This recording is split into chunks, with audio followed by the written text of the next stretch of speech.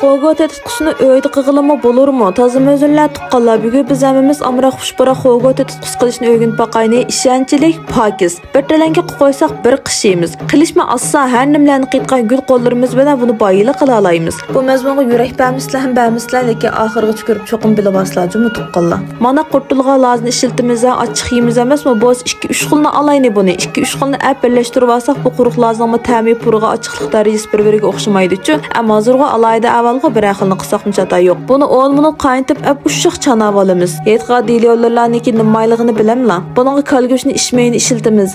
Qozonni bir qayntavrini aldı mena bir pakizlin ketki bu. Suda 3 minut qayntib avab, qozonga sap mayni chiqarib o'zini mashnaq jigitdek bo'lganda eki suzib avalamizchi-mi? Buningga ching'say, so'ng piyaz samsaq lazlansa purug'ini chiqaramiz. Qizargandaki suzib avasaq bo'ldi, ha? Am izvaga lazımızını salayni. Andi uningga lazını yermichilik sinjang samsaq sap suytukcha bir dam qayntayni. Hozir matishim arib gaplarim yomachal chikit barda to'g'ri tushunayinchi-mi? Bir saplıq do'banjang, bir chachini majo, bir chachini xojo salamiz. Bek tamini qin xishni yaxshi ko'rsak, xojoda yana bir chachini to'kaversak bo'ldi. Andi buni 5 minut qayntimiz ekimat tetisqolarni pak uzib qozonga sap ilashtirib purug'ini chiqarayni-mi? Tetisqolarni miqdorini ustiga chiqarib qo'ydim-mi? Shuni qarab qisaq bo'ldi. Yana 5 minut qaynatgandan keyin yarim chachin muznavat eki cho'ng 2 qo'shiq tuz, cho'ng bir qo'shiq jejin qo'yib so'z ot yana 5 minut qayntimiz.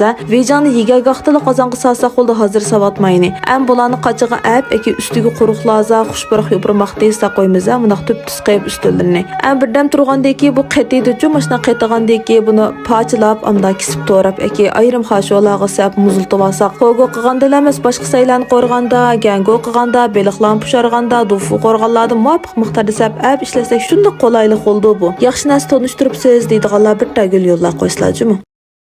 抖音